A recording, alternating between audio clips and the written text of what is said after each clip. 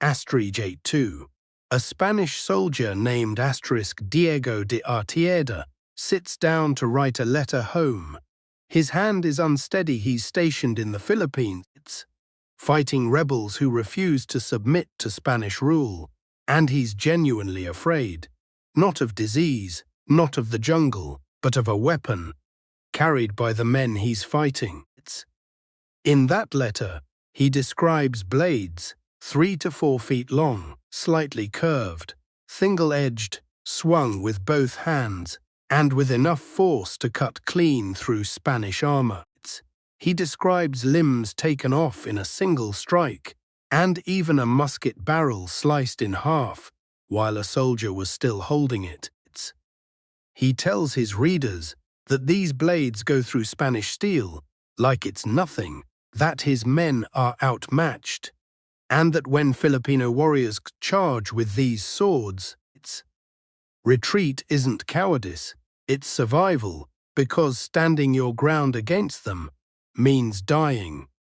That letter still exists in the Spanish colonial archives, and it isn't an isolated account. Dozens of Spanish reports from the *1580s through the early 1600s describe the same weapon and the same fear. It's a Filipino sword that Spanish armor couldn't stop, that Spanish blades couldn't match, that made battle-hardened conquistadors, men who had already conquered entire empires in the Americas, plead with their commanders to avoid close combat with Filipino fighters altogether.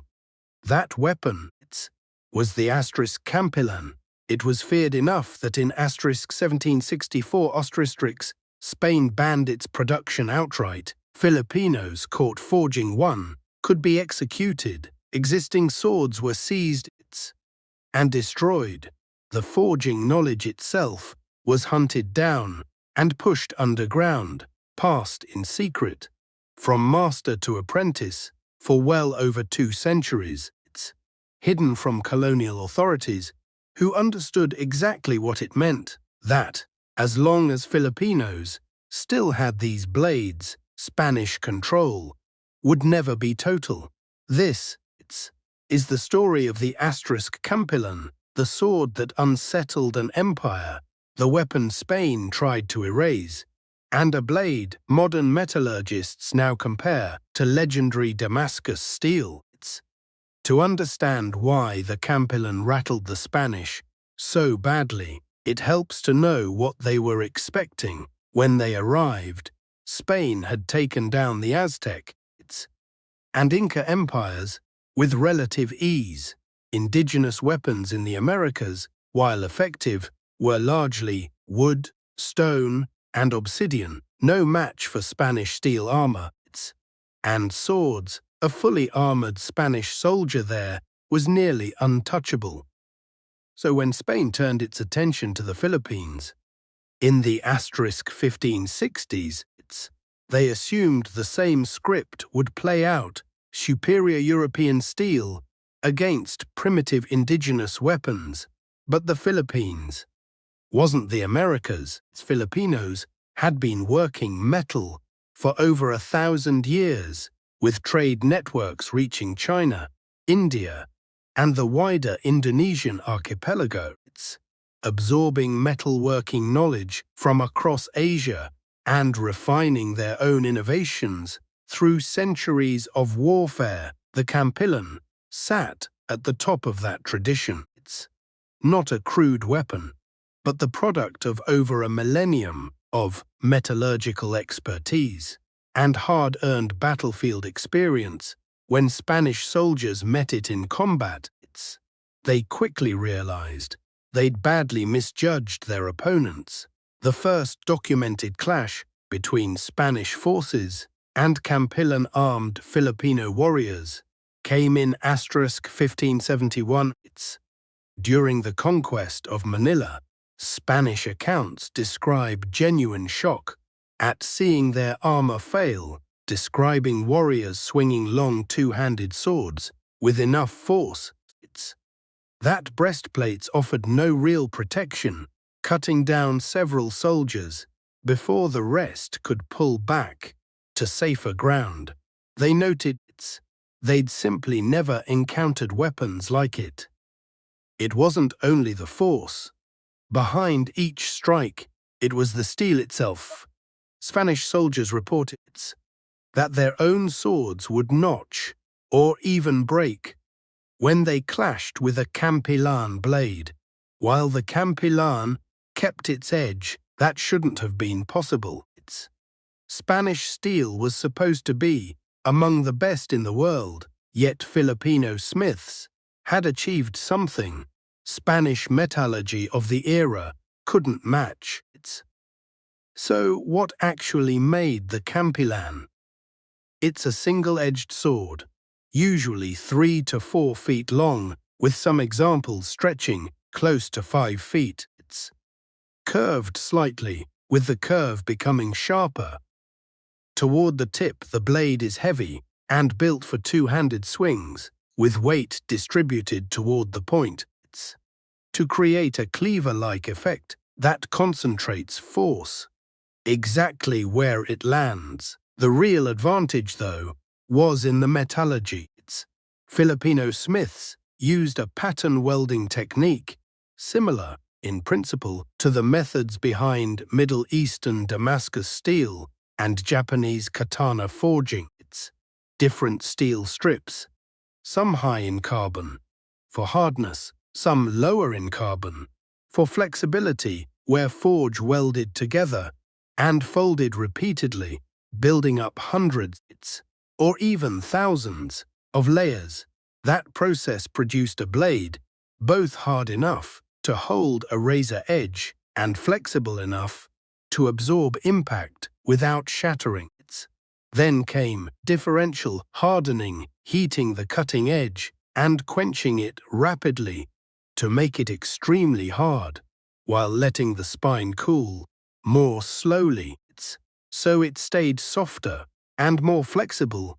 The result was a blade with a hard, armor-cutting edge, baked by a spine that absorbed shock and resisted breaking. It's the same underlying principle behind Japanese katana forging, developed independently by Filipino smiths.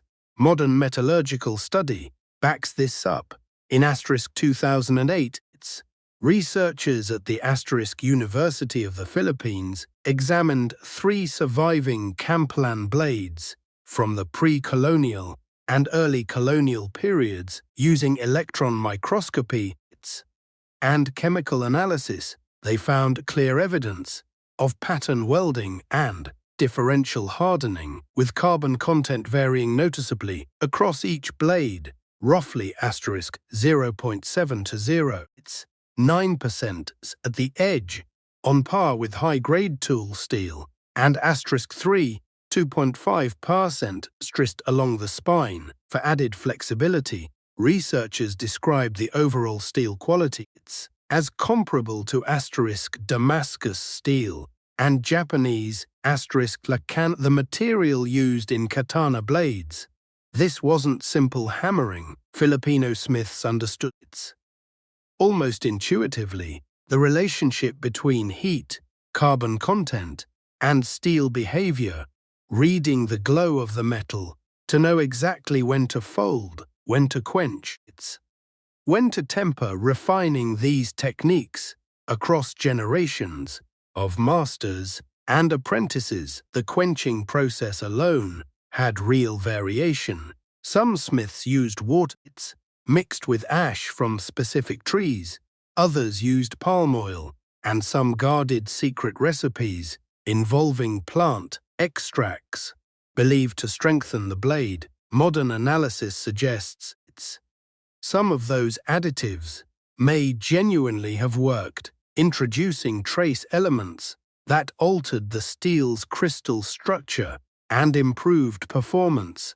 Spanish swords of the same era simply weren't built this way, relying on more uniform, single-layer forging that was cheaper and faster to produce, but noticeably weaker and less flexible. When a kampilan met a Spanish blade, It was usually the Spanish sword that notched, bent, or broke. Spanish military reports from the late *1500s into the early *1600s are full of accounts describing just how effective the kampilan was, which is notable in itself. Because Spanish military culture generally prized bravery and downplayed threats. For officers to openly admit, in official reports, that they were being outmatched by indigenous weapons says a lot about how real that fear was. One *Kite 7 report from Captain Juan de Salcedo describes an early morning attack by Filipino rebels in Pangasinan, warriors charging in with their long swords. Without hesitation, Spanish arquebus fire brought down many of them. But those who reached the line couldn't be stopped, and the captain describes watching a single warrior take down 3 soldiers in a matter of seconds. His blade going through breastplate and mail like cloth, forcing a retreat that would have turned into a massacre without cavalry held in reserve. Another report from *1603 tied to the *Sangli massacre in Manila, where Spanish forces killed thousands of Chinese residents. Notes that some of the defenders had armed themselves with kampilan swords bought from Filipino smiths and managed to hold a warehouse against Spanish attackers for 3 hours, costing the Spanish a dozen men before they resorted to burning the building down. The commander involved described these native swords as the single most dangerous weapon they faced anywhere. In the islands, a particularly vivid account comes from *1635.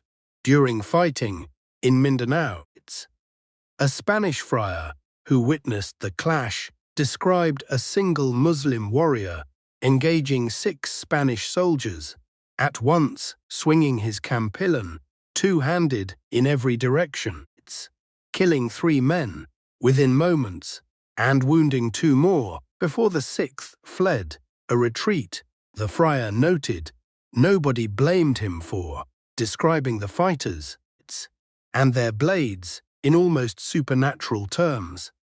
Across all these accounts, the same details keep repeating: armor cut through cleanly, devastating, single strikes.